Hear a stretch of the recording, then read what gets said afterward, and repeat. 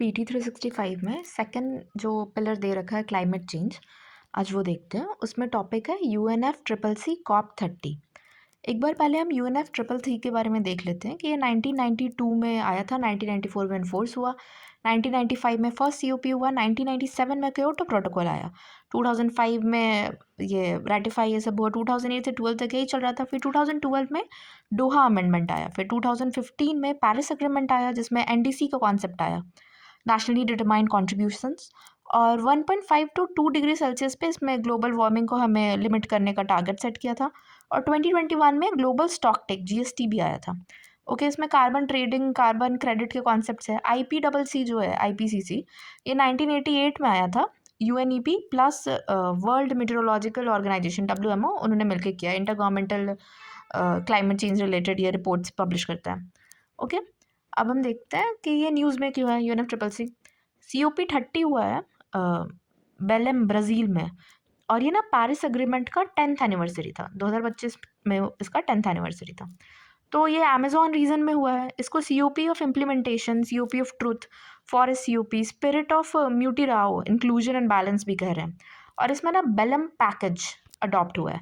195 parties इसमें agree किए हैं on topic such as just transition, adaptation, finance, trade, gender, technology. अजीब बात यह है कि ये अमेजोन फॉरेस्ट, मतलब इसको कंडक्ट कराने के लिए ना एक रोड बनाया गया कि ये ईजिली कंडक्ट कर पाए उधर, तो वो अमेजोन फॉरेस्ट काटवाट के ही बना है, फॉरेस्ट COP में रोड। चलो, अब की मीटिंग्स देखते हैं जो इंक्लूड हुआ कि COP 30 UNFCCC का है, CMP 20 ये conference of the party serving as the member of the parties to the Kyoto protocol, और CMA 7 ये है meeting of the parties to the Paris agreement. Okay, अब ये UNFCCC जो है कन्वेंशन ऑन क्लाइमेट चेंज, इसका headquarter Bonn Germany में है, और 1994 में ये अडॉप्ट हुआ था। 1992 अर्थ समिट रियो डे जनेरियो में इसका इमर्जेंस हुआ था। 3 सिस्टर कन्वेंशंस है रियो कन्वेंशंस में। अदर जो 2 है वो है UNCBD convention on biological diversity, और CCD convention to combat desertification. First COP जिसका UNFCCC का वर्ल्ड जर्मनी में 1995 में हुआ। इंडिया इसका मेंबर है। और NDC सिंथेसिस रिपोर्ट, ये रिपोर्ट कौन पब्लिश करता है? तो UNFCCC। अब हम देखते हैं जो मेजर आउटकम इसके हैं। ओके, तो फर्स्ट इसकी बेलम मिशन है ना, इसमें टारगेट सेट किया इन्होंने कि 1.5 डिग्री सेल्सियस करना है। ये जो प्लेज और एक्शन में गैप है उसको ब्रिज करना है। COP 29 to 30 ये ट्रायो का चल रहा था, UAE में हुआ, फिर अज़रबैजान, उसके बाद ब्राज़ील। और action oriented platform to foster enhanced ambition और international cooperation across mitigation, adaptation and investment. Next जो है वह global implementation accelerator, COP 30-31 presidencies, इसमें NAPs पे अग्री किए थे। कंट्री सपोर्ट करेंगे NDC इम्प्लीमेंट करने में और नेशनल अडेप्टेशन प्लान्स बनाएंगे। फिर NAPs के बारे में ही देखते हैं जो इम्प्लीमेंटेशन अलायंस है। इसमें UNDP, Italy, Germany, NAP, global network, NDC partnership सब है। ये एक new PAS plan to accelerate solution launch किया अंडर COP 30 एक्शन एजेंडा। ये NAP का इम्प्लीमेंटेशन सपोर्ट करता है और पब्लिक और प्राइवेट इन्वेस्टमेंट को मोबिलाइज करता है। ओके, अब नेक्स्ट है TFFF tropical forest forever facility. इसको Brazil, Indonesia, DRC, China endorse किया है, और इसमें ना इंडिया भी इसको ज्वाइन कर लिया था एज ऑब्जर्वर, और वर्ल्ड बैंक इसका ट्रस्टी है, इंटरिम होस्ट है। तो इसमें भाई $125 बिलियन का फंड है, ट्रॉपिकल फॉरेस्ट इन्वेस्टमेंट फंड, और ट्रॉपिकल फॉरेस्ट कंट्रीज़ को मेंटेन करना और एक्सपैंड करना, ट्रॉपिकल, सब ट्रॉपिकल, मॉइस्ट, ब्रॉडलीफ फॉरेस्ट। इसका एम है $25 बिलियन मोबिलाइज करने के लिए मेंबर कंट्रीज़, और अट्रैक्ट करने के लिए $100 billion from private investors. Mandate करता है at least 20% of all payments flow directly to indigenous people and local communities. अब नेक्स्ट है resilient agriculture investment for net zero land degradation accelerator. इसमें ब्राज़ील और 10 अदर इसके पार्टनर नेशंस हैं, और host ये ब्राज़ील ही किया था FAO फास्ट पार्टनरशिप के अंडर। ओके, अब इसका है कि ये रिस्टोर करे 3 million hectares of degraded farm land using blended finance and private capital. ये बेस्ड किस पे है? तो green way and eco invest in Brazil, coordinated by FAO, okay, CGIAR जो है, और G20 land restoration initiative, world bank. फिर अब ना देखते हैं हम JRED+ कोalition है एक। तो ये आया पहले था UN रेड की तरह क्योटो प्रोटोकॉल के टाइम में, reducing emission for deforestation and forest degradation. फिर ये UN रेड+ बन गया जिसमें वेटलैंड, ग्रासलैंड, ये सब में भी अगर डिग्रेडेशन हो रहा है तो उसको भी इंक्लूड कर दिया। अब है कि scaling J REDD plus coalition, मतलब jurisdictional reducing emissions from deforestation and forest degradation. इसमें UK, Singapore, Costa Rica, Ethiopia, Ghana, Guyana, Kenya ये सब है। तो a new coalition of governments, indigenous people, investors, standard setters and civil societies, ये mobilize करेंगे $3 to $6 billion per year by 2030 to halt and reverse tropical deforestation. Okay, अब finance and economy देखते हैं। Baku to Belum road map to 1.3 trillion, ये COP 29-30 presidencies में है। जो NCQG था, new collective quantified goal of 1.3 trillion per year by 2035, इसको mobilize करने के लिए एक ऑफिशियल पाथवे है। Okay, tripling of adaptation finance, जो 120 बिलियन पर ईयर है, उसको हम ट्रिपल करके around broader $300 billion per year in climate finance for developing countries, NCQG के पार्ट की तरह। फिर a measurement framework for tracking adaptation progress under the global goal on adaptation, GGA। तो इसके इंडिकेटर है adopted across 7 thematic sectors: water, food, health, ecosystem, infrastructure, poverty and culture. ये formalize करता है एक फोर स्टेज साइकिल को। ठीक है, इसका 4 स्टेज हो गया: assess, plan, implement and monitor the adaptation efforts. फिर global goal on adaptation, GGA है, ये article 7.1 of the Paris agreement 2015 में स्टैब्लिश्ड है। ऑब्जेक्टिव है 1.5 डिग्री सेल्सियस टेम्परेचर गोल जो है उसको अचीव करना। Shared global ambition to ensure an adequate adaptation response. UAE framework for global climate resilience है, ये COP 28 में अडॉप्ट हुआ था GGA को ऑपरेशनलाइज करने के लिए, सेटिंग स्पेसिफिक 2030 टारगेट्स। नेक्स्ट है बाकू अडॉप्टेशन रोड मैप, ये ना अप्रूव करता है और इस्टेब्लिश करता है 2026-28 का work until the next global stocktake GST of Paris agreement. ठीक है, उसके बाद है FINI, fostering investable national implementation, ये ना इंटर अमेरिकन डेवलपमेंट बैंक और ग्रीन क्लाइमेट फंड के सपोर्ट से। Make national adaptation plans NAPS investable and implementation ready. Develop project pipelines $1 trillion in adaptation investment by 2028 और 20% कमिंग फ्रॉम प्राइवेट इन्वेस्टर। इसको lead कौन कर रहा है? तो led by Atlantic councils climate resilience centre और नेचुरल रिसोर्सेज डिफेंस काउंसिल। ठीक है, नेक्स्ट है open कोalition on CCM compliance carbon market. तो इसका जिसको सपोर्ट कर रहा है, जो इनिशिएट कर रहे हैं इसको, वो है Brazil, China, EU, UK, Canada, Germany, Singapore etcetera. इस इनिशिएटिव में है कि ये हार्मोनाइज करेगा carbon pricing integrity standards across national borders and collaborate in defining best practices for MRV monitoring, reporting and verification. Okay, अब है Belem declaration for green industrialisation. 25 countries है organisation such as UNDP, UNIDO। ये accelerate करेगा decarbonisation of heavy emitting industries and promoting green industrialisation in pursuit of global climate and developmental goals. अब next हम देखते हैं energy और infrastructure sector में। तो plan to accelerate the expansion and resilience of power grids, green grid initiative है। ये coordinate करेगा रेलेवेंट स्टेक होल्डर्स को टुवर्ड्स ग्रिड एक्सपेंशन और रिन्यूएबल्स पावर्ड फ्यूचर। ओके, ये सब की टर्म्स अच्छा है ना, grid expansion, renewables powered future. फिर है pact, plan to accelerate coal transitions, powering past coal alliance, PPCA। इसका रोड मैप है ये कि ये फास्ट ट्रैक करे the transition from coal to clean energy while ensuring energy security. Okay, pact है clean energy fast track करने के लिए। फिर है बेलम 4X प्लेज, ये सस्टेनेबल फ्यूल्स पे है। Italy, Japan, India, Brazil, international energy agency इसको ट्रैक करेगा। Quadruple the use of sustainable fuels, hydrogen, biofuels, e fuels by 2035 compare to 2024 levels. Okay, 2035 तक 4 टाइम्स करना है हमें, इसके लिए है बेलम 4X प्लेज। फिर अब सोशल और हेल्थ सेक्टर में है बेलम हेल्थ एक्शन प्लान। ये मोर देन 30 कंट्रीज और 50 ऑर्गेनाइजेशंस आए हैं। World's first international climate adaptation plan है डेडिकेटेड टू हेल्थ। इसमें $300 मिलियन का इनिशियल फंडिंग रहेगा to build climate resilient health sector, specially global south में। ओके, अब है बेलम जेंडर एक्शन प्लान। ये अडॉप्ट हुआ था parties at COP 2030 for 2026 to 2034। ओके, इसको ना इम्प्लीमेंट करना है Lima work programme on gender. ठीक है, लीमा वर्क ना ये जेंडर रिलेटेड है, इसको ध्यान रखना है। फिर declaration on information integrity on climate change. Information integrity, ये भी काफ़ी सही वर्ड, इसको मीन्स में यूज़ कर सकते हो।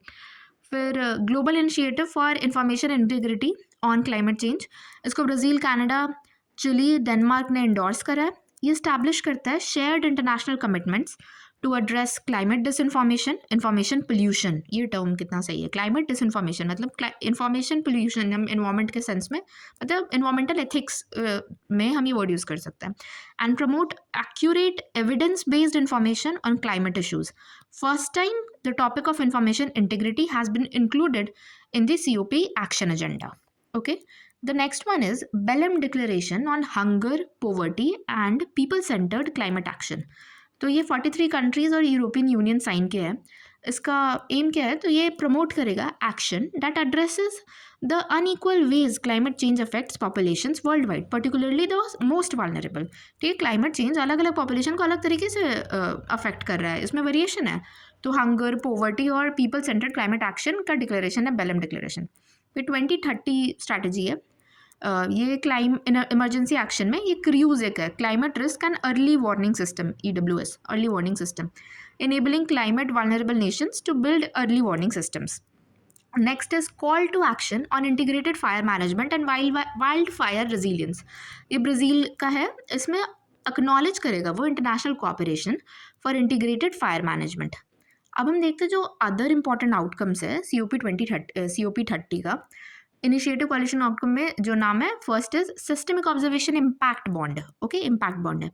तो ये लॉन्च किसने किया है, SOFF, ये UN का फंड है, क्रिएटेड बाय UNEP, WMO और UNDP, systemic observations financing facility. ये ना वर्ल्ड का फर्स्ट इम्पैक्ट बॉन्ड है वेदर और क्लाइमेट डेटा पे। इसका एम है finance instrument to strengthen resilience and early warnings worldwide, seeks initial capitalisation of USD 200 million by end of 2026। ये help करेगा 30 लीस्ट डेवलप्ड कंट्रीज़ को और स्मॉल आइलैंड डेवलपिंग स्टेट्स को to meet global basic observation network standards. Next one is Climate and Health Funders Coalition, CHFC. Private funders है जैसे Bloomberg, Philanthropies, Gates Foundation etc. ये committed an initial $300 million for integrated action to tackle climate change and its consequences on health. Immediate focus इसका extreme heat, air pollution, climate sensitive infectious diseases, critical climate and health data for decision makers हैं। फिर है PAS on multi level governance, plan to accelerate the solution. ये coordinate करेगा COP 30 presidency, Brazil का ministry of environment and cities और UN habitat. फिर ये target क्या कर रहा है, तो integration of multi level structures into 100 countries, NDCs by 2028 and 120 by 2030। Okay, अब global mutirao against extreme heat, beat the heat, implementation drive. तो ये COP 30 presidency and UNEP lead cool कोalition है, joined by 185 cities in implementing heat action plans, nature-based solutions. ये urban forest, ये Miyawaki technique जैसे था, या green roofs, vertical gardening, ये सब के लिए इसका एम है to reduce heat risk for 3 billion people globally and integrate solutions into 50 national adaptation frameworks by 2030। 72 nation ने ना इंडोर्स किया है global cooling pledge, reduce cooling related emissions by 68% by 2050। Okay, अब फूड वेस्ट ब्रेक थ्रू को lead कर रहा है UNEP और 2030 में ये लॉन्च होगा climate solution under Marrakesh partnership for global climate action. इसका टारगेट है halving global waste and up to 7% reduction in methane emission by 2030। ठीक है, ग्लोबल फूड वेस्ट को तो हाफ कर देना है और मीथेन एमिशन को 7% तक रिड्यूस करना है 2030 तक में, टारगेट ईयर जो सेट है। फंडिंग सपोर्ट इसका देगा GEF, global environment facility. Participation इसमें ब्राज़ील, जापान, UK ये सब करेंगे। ओके, फिर ओशियन ब्रेक थ्रूज डैशबोर्ड, ये track progress in 5 ocean sectors namely marine conservation, renewable energy, shipping, aquatic food and coastal tourism to help cut emissions by up to 35% by 2050। Okay, इसमें 35% by 2050 कराएगा ocean breakthrough dashboard. फिर global network of regenerative seascapes है, ये 1 ocean partnership है, at least $20 billion regenerative blue economy में mobilise करने के लिए डिज़ाइन किया गया। फिर marine biodiversity and ocean health toolkit MBOH, ये इनेबल करेगा stakeholders to take informed action to protect marine diversity and economic resilience. No organic waste NOW now करके जो है ये सपोर्ट कर रहा है इसको ग्लोबल मीथेन हब, और ये कमिट कर रहा है खुद को 30% ऑफ मीथेन एमिशन कट करने के लिए फ्रॉम ऑर्गेनिक वेस्ट बाय 2030, ठीक है, 30% बाय 2030 ऑर्गेनिक वेस्ट। फिर indigenous land tenure commitments ILTC, ये 15 गवर्नमेंट्स इसमें है। 160 मिलियन हेक्टेयर जो लैंड है ना इंडिजीनियस और एफ्रो डिसेंडेंट ग्रुप्स के, इसका गोल है कि उसको एडवांस ओनरशिप और प्रोटेक्शन प्रोवाइड करें, ठीक है। Next one is global carbon harvest coalition, ये इंडिया भी है इसमें, ब्राज़ील और केन्या का नेशनल एग्रीकल्चर रिसर्च इंस्टीट्यूट्स का एक इनिशिएटिव है। ये एक्सेलरेट करेगा and scale field research on soil organic carbon, biochar, enhanced rock weathering. जिसको हमें थोड़ा ध्यान रखना होगा कि ग्लोबल कार्बन हार्वेस्ट कोalition में ब्राज़ील एक तो, केन्या है और इंडिया है, और ये एग्रीकल्चर रिसर्च इंस्टीट्यूशन रिलेटेड है, ठीक है। ब्राज़ीलियन सस्टेनेबल टैक्सोनॉमी, ये लॉन्च हुआ था to define sustainable investments. IFCCT integrated forum on climate change and trade, ये हेल्प करेगा कंट्रीज़ को कलेक्टिवली एक्सप्लोर करने के लिए practical approaches to make trade a driver of a just, sustainable and inclusive transition. Okay, फिर utilities for net zero alliance UNEZA, ये establish हुआ था COP28 में with adoption of UAE declaration of action. It raised its annual investment target to $148 billion at COP30.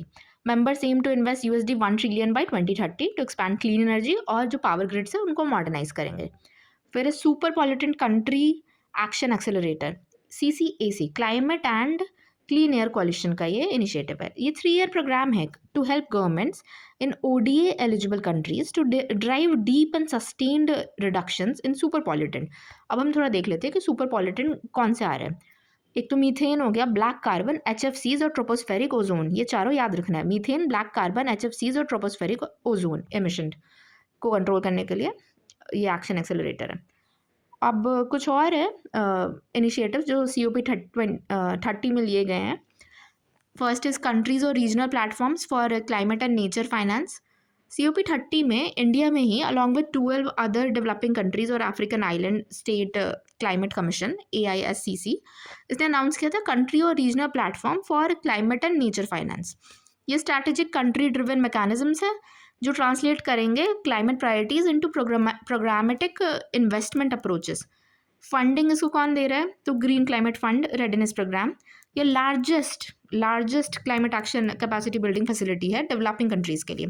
GCF funds है वो already 2 existing platform को support करते हैं, Brazil country platform और कैरेबियन रीजनल प्लेटफॉर्म को। अब हम ग्रीन क्लाइमेट फंड के बारे में एक बार देखते हैं। हेडक्वार्टर ये रिपब्लिक ऑफ कोरिया में, ये साउथ कोरिया है, सोंगडो इंचियोन सिटी में है। फिर ये वर्ल्ड का लार्जेस्ट क्लाइमेट फंड है, mandatory to support developing countries to raise and realise their nationally determined contributions towards low emissions climate resilient pathways. इसका जेनेसिस कहाँ हुआ था? तो COP16 में, UNFCCC में, कैंकन में 2010 में जो COP16 हुआ था उसमें। इसके की इन्फॉर्मेशन क्या है? तो serves the Paris agreement in accordance with article 9, mandate करता है कि 50% का इन्वेस्टमेंट हो इसके रिसोर्सेज का टू मिटिगेशन और 50% अडाप्टेशन में इन ग्रांट इक्विवेलेंट, ठीक है, अडाप्ट करने में और मिटिगेट करने में 50-50 का इन्वेस्टमेंट हो। और ये प्रोवाइड किया करता है financial support through flexible combination of grant, concessional debts और गारंटीज और इक्विटी इंस्ट्रूमेंट, ठीक है। Next is ARISE, accelerating investment in resilience and innovations for sustainable economies. COP30 में जर्मनी और स्पेन प्रोवाइड किया है contribution of $100 million for the ARISE investment programme. ये implement हो रहा है किसके थ्रू? तो क्लाइमेट इन्वेस्टमेंट फंड के through. Multilateral climate finance partnership है that channels concessional finance through 6 multilateral development banks MDBs to support climate action. CIF के पास 2 फंड है, एक तो है clean technology fund and the second one is strategic climate fund. इसको implement कौन कर रहा है? तो वर्ल्ड बैंक ग्रुप है जिसमें 5 इसके मेंबर्स आते हैं, including the international finance corporation. फिर अफ्रीकन डेवलपमेंट बैंक है, Asian development bank, European development bank और इंटर अमेरिकन डेवलपमेंट बैंक है, ठीक है। ये अगर क्वेश्चन आ जाए ना राइज में इम्प्लीमेंटिंग पार्टनर्स कौन है, तो हमें ब्रॉड मतलब इतना तो स्पेसिफिक याद नहीं हो पाता है, बट एक ब्रॉड रखना है कि काफ़ी वेरीड बैकग्राउंड के इसमें इम्प्लीमेंट कर रहे हैं। वर्ल्ड बैंक भी है, एशियन डेवलपमेंट बैंक भी है, अफ्रीका वाला भी है, यूरोपियन और इंटर अमेरिकन डेवलपमेंट बैंक भी है। ओके, अब है blue national determined contributions, blue NDCs challenge. इसमें इंडिया नहीं है, ठीक है, इंडिया नहीं है। 6 कंट्रीज है जो ज्वाइन किए ब्लू एंड सी चैलेंज को UNFCCC COP 30 में। ब्राज़ील और फ्रांस इसको लॉन्च किया था। फ्रांस में ओशन रिलेटेड बहुत चीज़ हो रहा है, जैसे वो NIC Nice, I guess I am pronouncing it right, वो फ्रांस के नीश में एक UN ओशन रिलेटेड थर्ड किसी समिट का हुआ था। और इसको देखते हैं भाई, तो ये ना ओशन को हार्ट ऑफ देयर NDCs में रखने के लिए कह रहा है। इसको सपोर्ट कौन कर रहा है? तो ocean conservancy, ocean and climate platform, world resources institute through the ocean resilience and climate alliance. इसका रोल क्या रहेगा? तो ये क्लाइमेट क्राइसिस को कैसे एड्रेस करता है ओशन, उसके रोल पे ध्यान दे रहा है। तो फर्स्ट इसकी कार्बन सिंक की तरह काम करता है, कार्बन डाइऑक्साइड को ना अब्जॉर्ब करता है और कार्बन सेक्वेस्ट्रेशन भी करता है मैंग्रोव्स एंड सी ग्रासेस के थ्रू। एक क्वेश्चन BPSC मेंस में आया हुआ था ना कि मैंग्रोव्स का इंपॉर्टेंस क्या है, रोल क्या है, तो कार्बन सेक्वेस्ट्रेशन भी है। Up to 4 times higher than terrestrial forest. और हीट रेगुलेशन करता है, तो oceans captures about 90% of the excess heat generated by greenhouse gases emissions. ये डेटा बहुत सही है ध्यान रखने के लिए कि GHG एमिशन का 90% जो है वो तो ओशन ही कैप्चर कर ले रहा है, मतलब हीट रेगुलेशन के लिए बहुत इंपॉर्टेंट है। Renewable energy, offshore wind energy भी ये प्रोवाइड करता है। फिर लीड IT है, leadership group for industry transition. Okay, तो ये एनवायरमेंट मिनिस्टर ऑफ इंडिया जो है ना, इन्होंने एड्रेस किया है leadership group for industry transition, industry leaders round table at COP 30 Belem Brazil. ये जॉइंटली लॉन्च किया था इंडिया और स्वीडन में, इसलिए इंपॉर्टेंट हो जाता है, इसको ध्यान रखना है। इसको सपोर्ट कौन कर रहा है? तो WEF और UN क्लाइमेट एक्शन समिट 2019 में ये लॉन्च हुआ था। फर्स्ट ये ग्लोबल हाई लेवल इनिशिएटिव है aimed to achieve net zero carbon emission from high emitting industries by 2050। Lead IT 2.0 है, 2024-26 ये अडॉप्ट हुआ था at the annual Lead IT summit at COP 28।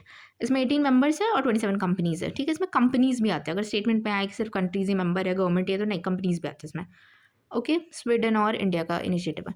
तो ये बहुत ही फैक्ट बेस्ड UNFCCC COP 30 के जितने भी इनिशिएटिव्स थे जो आउटकम से वो था, बट इसको ना 1-2 बार देख लेना ज़रूरी है, थोड़ा ध्यान में रहे, क्योंकि ऐसे स्टेटमेंट बेस्ड ऑर्गेनाइजेशन के क्वेश्चंस आ जाते हैं और इससे हम क्लीन एनर्जी और climate change, green industrialisation, quadruple करने का गोल जैसे ये बेलम 4x प्लेज हुआ, ये सब कोट कर सकते हैं आंसर में भी। ये जो कीवर्ड्स हुआ जैसे इन्फॉर्मेशन इंटीग्रिटी, इन्फॉर्मेशन पॉल्यूशन, ये सब सही है। वर्ल्ड के जो फर्स्ट इम्पैक्ट बॉन्ड है, काफ़ी फर्स्ट इनिशिएटिव से इसमें मेंशन किया हुआ है, तो उसको 2-3 बार देख लेना सही है। ओके।